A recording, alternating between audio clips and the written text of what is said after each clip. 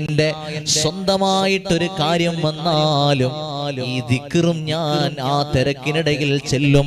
ഇത് ചെല്ലാത്തൊരു ദിവസമില്ല. ഇനി അഥവാ ഒരു തിരക്ക് വന്നു, പിന്നീട് ഇത് ചെല്ലുന്ന എത്രയോ കുടുംബങ്ങളാണ്. എന്റെ കുടുംബങ്ങൾക്ക് ഞാനൊരു സമ്മാനം തരാൻ പോവുകയാണ്.